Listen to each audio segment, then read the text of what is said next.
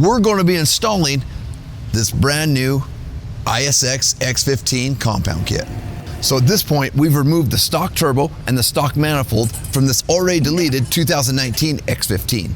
Now we've got the turbo and manifold out of the way, we're going to be installing this ISX X15 Compound Kit. So we're going to start by putting on the exhaust manifold.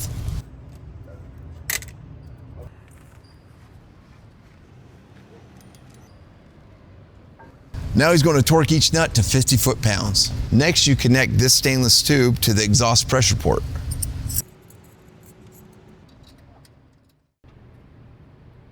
By removing the supercore on this 488, we then can install the exhaust housing on the exhaust manifold.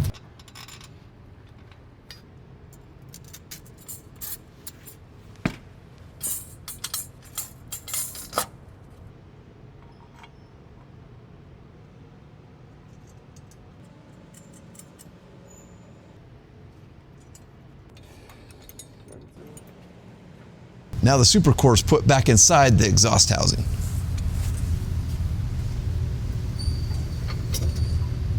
Now we install the two oil supply lines to the oil filter housing. For the top turbo, you have to remove the plug on the front of the oil filter housing.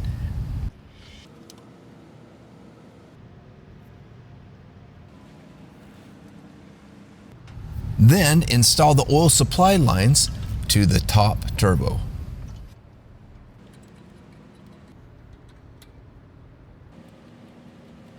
Next, assemble the oil drain line to the adapter plate. Make sure you don't forget to place the included O-ring. Remove the oil filter cover plate and gasket from the engine block. Connect the new oil drain adapter and oil drain line. Also connect the oil drain line to the oil drain port of the top turbo. So at this point, we're going to remove the supercore from this turbo, also from the turbine housing, so we can then attach it to the hot pipe. Now we've got that out, we're going to assemble the turbine housings with the hot pipe and the brackets all together.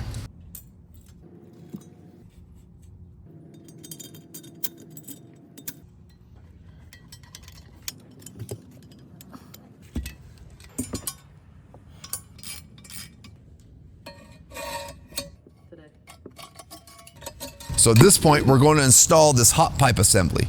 But while you're doing this, you want to make sure these brackets are not fully tightened, so you have a little play with them and you can get them installed.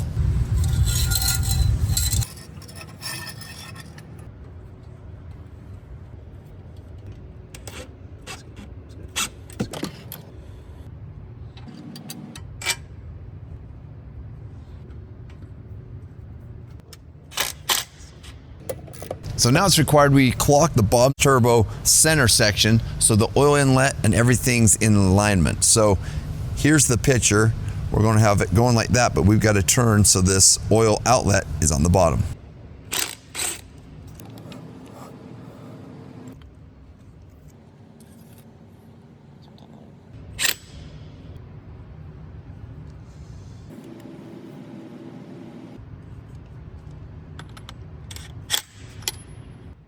Once clocked, connect the other oil drain line to the bottom turbo's oil drain port.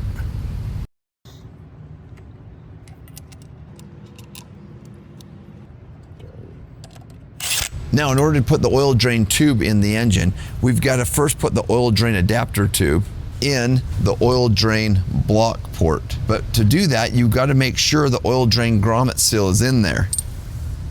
And you put your finger in there and just kind of feel and make sure that that rubber seal is inside there, which it is. To put the adapter in, you just put it in there and push it in. A little pressure, it's good. It's right there. As you're inserting the center section into the turbine housing, the bottom turbo, you want to make sure that this O-ring seal is actually still in this fitting. Ours fell out, we had to go look for it. Now, we're going to just put this in there. As we do it, if we've clocked everything right, we slightly bend this to go around the frame, and we're going to put this in there and then direct that into the oil drain adapter that we just installed.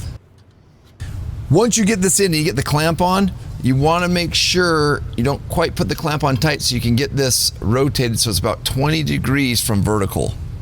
So for the bottom turbo, if the oil drain tube seems to be too short, we have ours in already.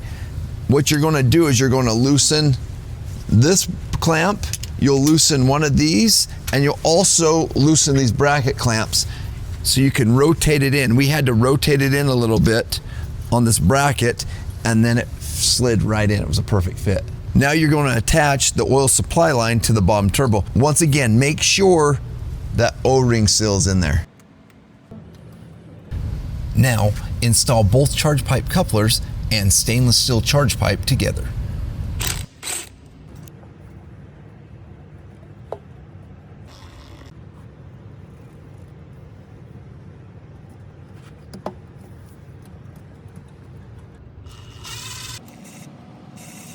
It's critical to follow the install instructions, but you'll follow the path of the compressor intake line and install the proper air filter in the correct place for your truck. Next, start to install the air intake to the bottom turbo by putting on the coupler.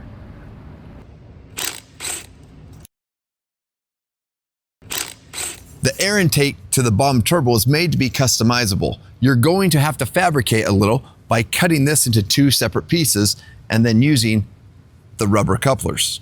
So to fabricate this and get the measurement right, this is the way we did it. First, we put together these two couplers with the metal piece. Then we put those couplers on this piece. And then we fit that in the bottom one. And once we get it down, pushed down all the way, then we're just going to measure from the midpoint here to the midpoint there, which on this one looks to be 5 inches. So we know now we just need to cut this one down 5 inches and it will fit this way.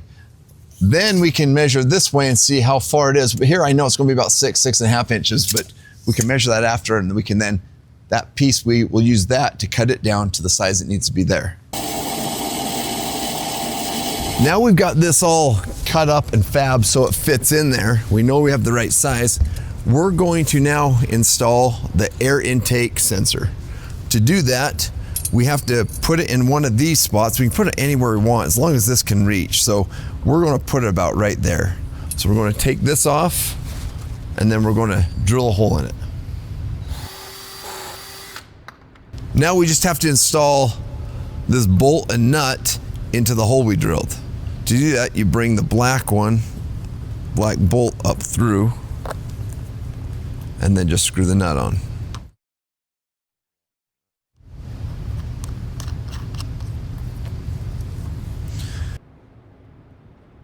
Now we can install the air temperature sensor. Now we've tightened all this in, we're just going to put it all together.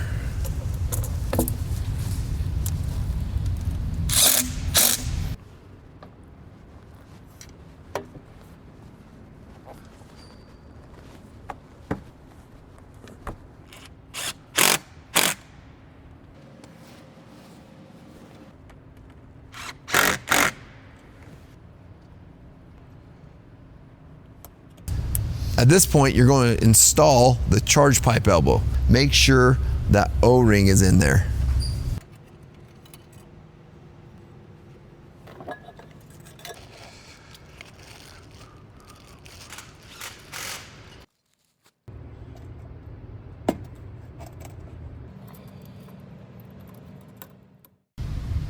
So if your stock charge pipe's on, you might not have to do it this way, but to make it easier, it's hard to fight all the way through the silicone if you got it this way. So an easy way of doing this is to detach the elbow that's holding on the charge pipe from the turbo, and then take this one back off over here, put it onto the charge pipe,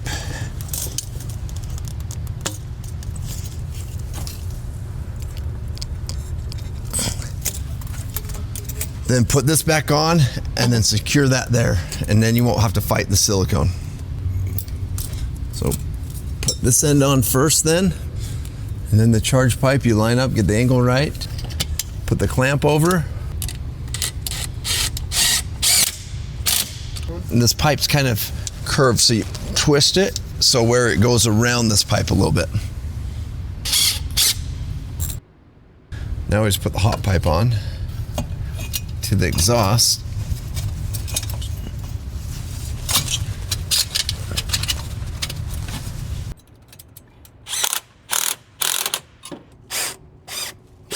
Perfect. Now you're going to install the NOx sensor into the hot pipe.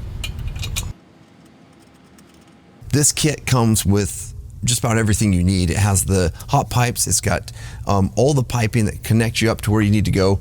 We had to do very little fabrication with just this pipe because there's a few different ways it can go in and different applications, but mostly it's ready to plug and play. Now the compound kit is fully installed. Because this compound kit pulls in air at atmospheric pressure, it compresses it in the first turbo. That turbo puts it back through the next turbo and compresses it even further before putting it into the engine. It's going to increase your horsepower by about 25%. It's going to decrease your EGTs by about the same amount.